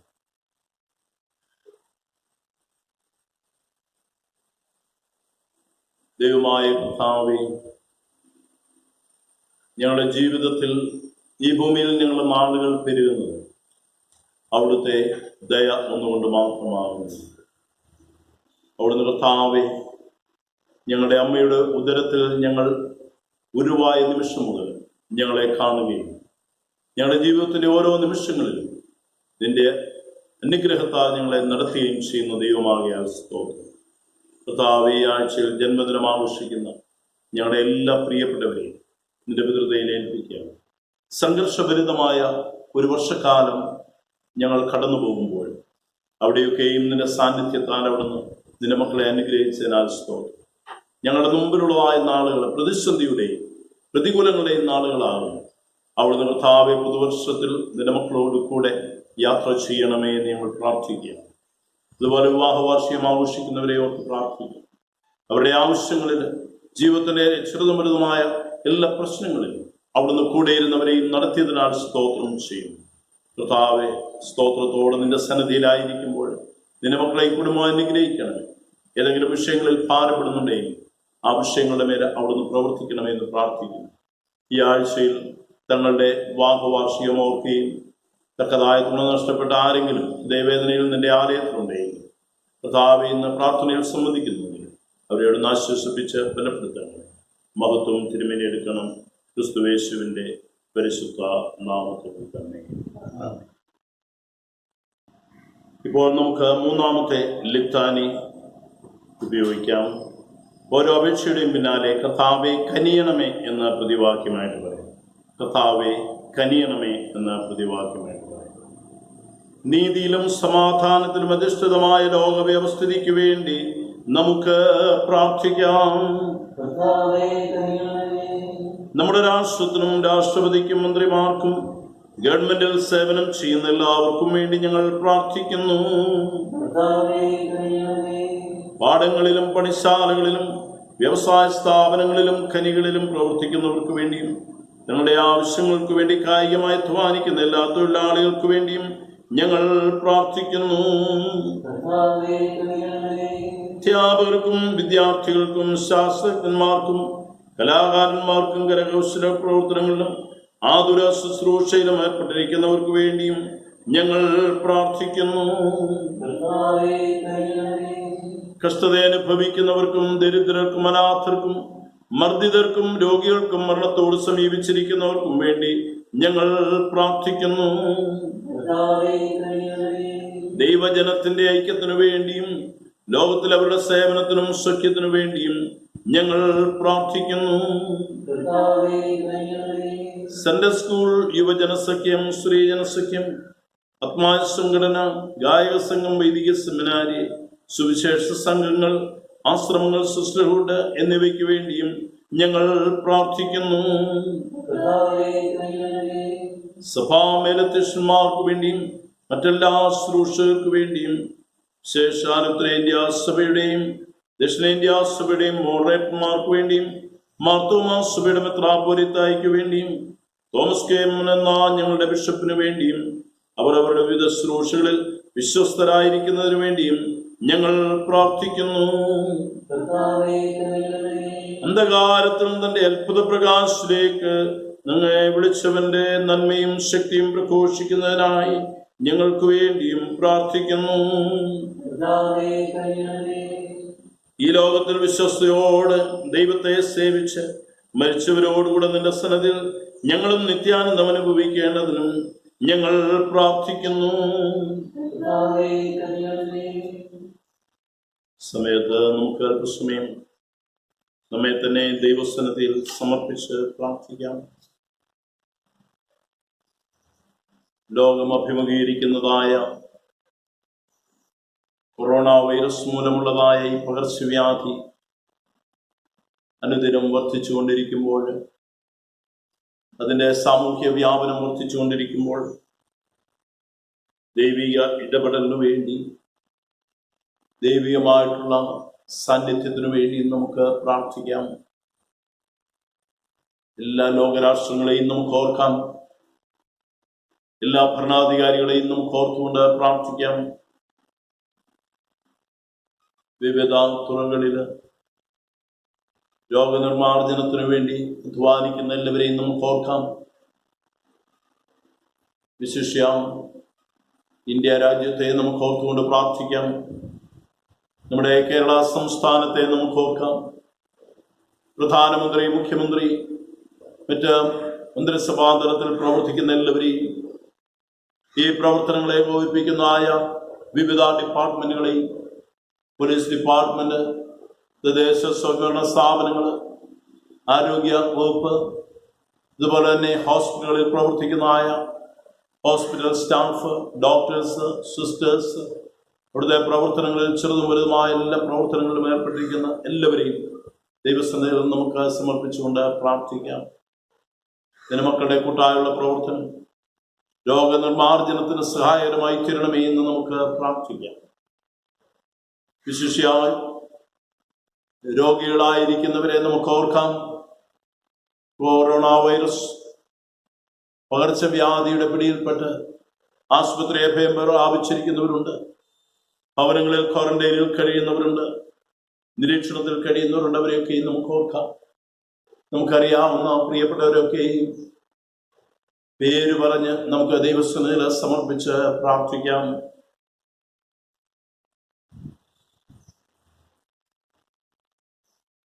സൗഖ്യം ദൈവത്തിന്റെ ദാനമാകും. കർത്താവേ, നിന്റെ അടിപ്പിണരുകളാൽ സൗഖ്യമുള്ളതിന് നിന്റെ മക്കളുടെ മേൽ നിന്റെ സൗഖ്യമാകുന്ന കരം നീട്ടണമേ എന്ന് നമുക്ക് പ്രാർത്ഥിക്കാം. കർത്താവേ, ഞങ്ങളുടെ പ്രാർത്ഥന കേൾക്കണമേ. ഇന്ന് പ്രത്യേകമായിട്ട് നമുക്ക് നമ്മുടെ ഇടവകയെ നമുക്ക് ഓർത്തുകൊണ്ട് പ്രാർത്ഥിക്കാം. എറികാട് ഇടവകയ്ക്ക് വേണ്ടി, നമ്മുടെ ഉപസഭകൾക്ക് വേണ്ടി പ്രാർത്ഥിക്കാം. തോട്ടയ്ക്കാട്, കാവാലിച്ചിറ ഉപസഭകളെയും അവിടെ ശുശ്രൂഷയിലായിരിക്കുന്ന പ്രിയപ്പെട്ടവരെയും നമുക്ക് ഓർത്തുകൊണ്ട് പ്രാർത്ഥിക്കാം. എറികാട് സഭയെ നമുക്ക് ഓർത്തുകൊണ്ട് പ്രാർത്ഥിക്കാം. സഭാ ശുശ്രൂഷയിൽ നേതൃത്വം നൽകുന്നവരെയും, ചർച്ച മധ്യങ്ങളെയും, കപ്പ്യാരെയും, സംഘടനകൾക്ക് നേതൃത്വം നൽകുന്നവരെയും ദൈവസന്നിധിയിൽ സമർപ്പിക്കാം. നമ്മുടെ ഓരോ കുടുംബങ്ങളെയും നമുക്ക് ഓർത്തുകൊണ്ട് പ്രാർത്ഥിക്കാം. പ്രഭാതത്തിന് കർത്താവേ, നിന്റെ സന്നിധിയിൽ ഞങ്ങളായിരിക്കുമ്പോൾ ഭവനങ്ങളിൽ നിന്നെ ആരാധിക്കുന്നവർ, ദൈവാലയത്തിൽ കിടന്നു എല്ലാവരുടെ മേലും ഒരുപോലെ നിന്റെ ആത്മീയ അനുഗ്രഹത്തെ പകരണമേ എന്ന് പ്രാർത്ഥിക്കും. കർത്താവേ, സംഘർഷഭരിതമായ കുടുംബ ജീവിതങ്ങളും സമാധാനമില്ലാത്ത കുടുംബങ്ങളും, ആ കുടുംബങ്ങളിൽ അവിടുന്ന് സമാധാനം സ്ഥാപിക്കുവാൻ നിന്റെ മക്കളെ നിന്റെ രക്ഷയുടെ സന്തോഷത്താൽ നിറയ്ക്കണമേ എന്ന് നമുക്ക് പ്രാർത്ഥിക്കാം. വിട്ടുവീഴ്ചയുടെയും കൊടുക്കൽ വാങ്ങലിന്റെയും കൂട്ടായ്മയുടെ അനുഭവം ഞങ്ങളുടെ ഭവനങ്ങൾക്ക് നൽകണമേ എന്ന് നമുക്ക് പ്രാർത്ഥിക്കാം. നമ്മുടെ ഭവനങ്ങളിൽ വാർദ്ധക്യത്തിലായിരിക്കുന്നവരെ നമുക്ക് ഓർത്ത് പ്രാർത്ഥിക്കാം. ഈ നാളുകളിൽ യഹോവയെ കാത്തിരിക്കുന്നവർ ശക്തിയെ പുതുക്കുമെന്ന് വാഗ്ദത്തമുള്ളതിനാൽ നിന്റെ മക്കളെ ബലപ്പെടുത്തണമെന്ന് പ്രാർത്ഥിക്കാം. പ്രത്യേകിച്ച് ദേവാലയത്തിൽ കടന്നു വരുവാൻ കഴിയാതെ ഭാരപ്പെടുന്നവരെ ദൈവകൃപയിലേൽപ്പിക്കും. നമ്മുടെ മാതാപിതാക്കള്, നമ്മുടെ യൗവനക്കാരായ കുടുംബജീവിതത്തിലായിരിക്കുന്ന എല്ലാവരെയും ഓർത്തുകൊണ്ട് പ്രാർത്ഥിക്കും. കർത്താവേ, രോഗികളും ബലഹീനരുമായിരിക്കുന്നവരുണ്ട്, ക്ഷീണിതരായിരിക്കുന്നവരുണ്ട്, രോഗസൗഖ്യം പ്രാപിച്ച് ദൈവത്തിന് മഹത്വം കരയേറ്റുന്നവർ, ഇവരെയൊക്കെ ദൈവകരങ്ങളിൽ ഏൽപ്പിച്ചുകൊണ്ട് പ്രാർത്ഥിക്കും. കർത്താവേ, ഇല്ലായ്മകളുടെ മധ്യത്തിൽ ഭാരപ്പെടുന്നു, മക്കളില്ലാതെ ഭാരപ്പെടുന്നു, കർത്താവേ, ജോലി ലഭിക്കാതെ ഭാരപ്പെടുന്നു, സ്വന്തമായിട്ട് ഭവനങ്ങളില്ലാതെ ഭാരപ്പെടുന്നു, അനേകരുണ്ട്. കർത്താവ്, അവരോട് കൃപ ചെയ്യണമേ എന്ന് നമുക്ക് പ്രാർത്ഥിക്കാം. ഞങ്ങളുടെ സഭയിൽ ഒരു മാനസാന്തരത്തിന്റെ അനുഭവം, ഒരു ഉണർവിന്റെ അനുഭവം അയക്കണമേ എന്ന് നമുക്ക് പ്രാർത്ഥിക്കാം. ഈ നാളുകളിൽ കർത്താവേ, നിന്നെ അധികമായി സ്നേഹിപ്പാൻ, നിന്നോട് അധികമായി പറ്റിച്ചേർന്നിരിപ്പാൻ ഞങ്ങളുടെ ഭവനങ്ങളെ, ഞങ്ങളുടെ കുഞ്ഞുങ്ങളെ, ഞങ്ങളുടെ യൗവനക്കാരെ, ഞങ്ങളുടെ പ്രിയപ്പെട്ടവരെ അവിടുന്ന് ഒരുക്കണമേ, ബലപ്പെടുത്തണമേ എന്ന് നമുക്ക് പ്രാർത്ഥിക്കാം. ചുറ്റുപാടുമുള്ളവർ സമാധാനം പകർന്നു കൊടുക്കുന്ന, സമാധാനം ഉണ്ടാക്കുന്ന സമാധാനത്തിന്റെ വക്താക്കളായി തീരുവാൻ ഞങ്ങളെയും ഒരുക്കണമേ എന്ന് നമുക്ക് പ്രാർത്ഥിക്കാം.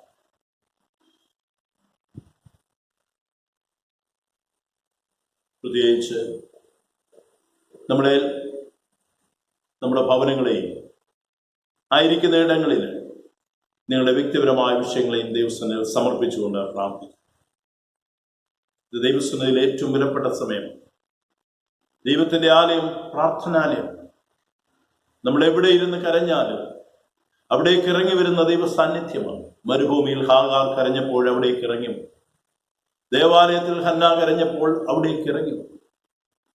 കാരാഗ്രഹത്തിൽ പൗലോസും ശീലാസും ദൈവത്തെ ആരാധിച്ചപ്പോൾ അവിടേക്ക് ഇറങ്ങി വന്ന ദൈവം നിങ്ങളായിരിക്കുന്ന ഇടങ്ങളിൽ നിങ്ങളുടെ സ്വകാര്യ നൊമ്പരം, വേദനകൾ കർത്താവിനോട് അറിയിച്ച് ദൈവസന്നിധിയിൽ നിലവിളിച്ച ഇന്ന് പകൽക്കാലം നാം അനുഗ്രഹം പ്രാപിക്കും. ഏത് വിഷയമായിക്കൊള്ളട്ടെ, എല്ലാവർക്കും ഒരു നിമിഷം പ്രാർത്ഥിക്കുവാനായി തങ്ങളെ തന്നെ ദൈവകരങ്ങളിൽ ഏൽപ്പിച്ച് എല്ലാവരും പ്രാർത്ഥിച്ചാൽ നിങ്ങളെ ഭാരപ്പെടുത്തുന്ന വിഷയം എന്തുമായിക്കൊള്ളട്ടെ, കുടുംബ പ്രശ്നങ്ങളായിക്കൊള്ളട്ടെ, വ്യക്തി ജീവിതത്തിലെ പ്രശ്നങ്ങളായിക്കൊള്ളട്ടെ, ജോലി സംബന്ധമായ പ്രശ്നങ്ങളായിക്കൊള്ളട്ടെ, കർത്താവിന്റെ കരങ്ങളിൽ ഏൽപ്പിക്കും. ദിവ്യ സമാധാനത്താൽ നിറയ്ക്കുക.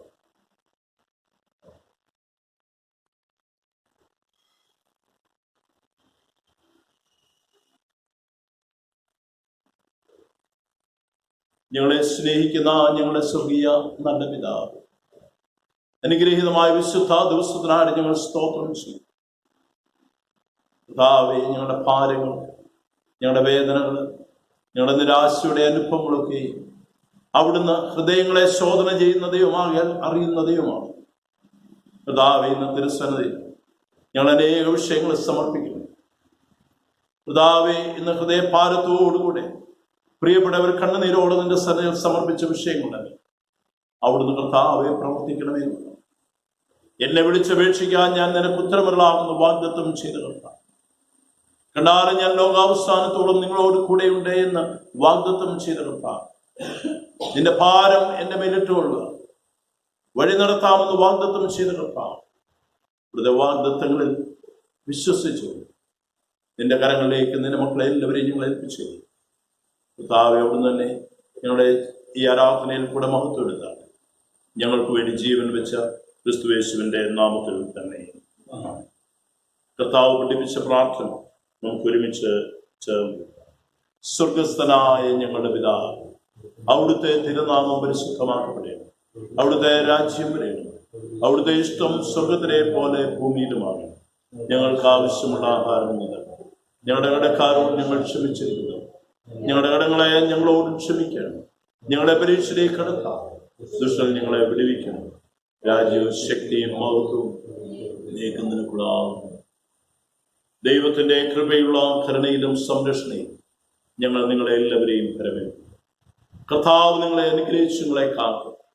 കർത്താവിന്റെ തിരുമുഖം നിങ്ങളുടെ മേൽ പ്രകാശിപ്പിച്ച് നിങ്ങളോട് കരുണയുള്ളത്. കർത്താവിന്റെ തിരുമുഖ പ്രസാദം നിങ്ങളുടെ മേൽ ഉയർത്തി ഇപ്പോഴും സമാധാനം നൽകും. ഇങ്ങനെ പിതാവും പുത്രനും പരിശുദ്ധാത്മാവുമാകും സർവശക്തനായ ദൈവത്തിന്റെ അനുഗ്രഹം നിങ്ങളുടെ ഇടയിലുണ്ടായി എല്ലായ്പ്പോഴും നിങ്ങളോട് കൂടെ ഇരിക്കുമാറാകട്ടെ. ആമേൻ.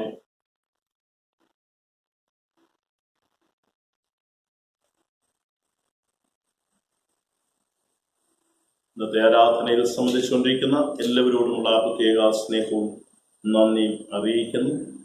ഈ കഴിഞ്ഞ വെള്ളിയാഴ്ച നടന്നതായ ഷെയിൻ പ്രയറിൽ പ്രത്യേകമായിട്ട് വിട്ടത്തുകവല അഞ്ചേരി ഏരിയയിലുള്ള കുടുംബങ്ങളെ സംബന്ധിച്ചു. അല്ലാതെ തന്നെ പല കുടുംബങ്ങളും ഇതിൽ സംബന്ധിക്കുകയുണ്ടായി. എല്ലാവരോടുമുള്ള നന്ദി അറിയിക്കുന്നു. അടുത്ത വെള്ളിയാഴ്ച രാവിലെ 6 മണി മുതൽ വൈകിട്ട് 6 മണി വരെ ഷെയിൻ പ്രയർ ഉണ്ടായിരിക്കുന്നതാണ്. അടുത്ത വെള്ളിയാഴ്ചത്തെ ഷെയിൻ പ്രയറിൽ പള്ളിഭാഗം പ്രാർത്ഥന ഭാഗത്തുള്ളതായ കുടുംബങ്ങളായിരിക്കും നേതൃത്വം നൽകുന്നത്. ആ സമയത്ത് പ്രാർത്ഥനയിൽ പങ്കുചേരുവാൻ താല്പര്യമുള്ളവർക്ക് എല്ലാവരും തന്നെ ഓരോ മണിക്കൂറുകളുടെ ഭവനങ്ങളിലെ പ്രാർത്ഥനയ്ക്കായിട്ട് സമയം ചെലവഴിക്കാവുന്നതാണ്. താല്പര്യമുള്ളവർ വിളിച്ചു പറഞ്ഞാൽ ലിസ്റ്റിൽ നിങ്ങളുടെ പേര് ഉൾപ്പെടുത്തുന്നതായിരിക്കും. അടുത്ത ഞായറാഴ്ച തച്ചുകുന്ന് പ്രാർത്ഥനാ ഭാഗത്തുള്ളതായ ആളുകൾ ആരാധനയ്ക്ക് കടന്നു വരാനായിട്ട് സാവകാശം ഉണ്ടായിരിക്കും. ദൈവം നിങ്ങളെ അനുഗ്രഹിക്കട്ടെ എന്ന് പ്രാർത്ഥിക്കുന്നു. Thank you.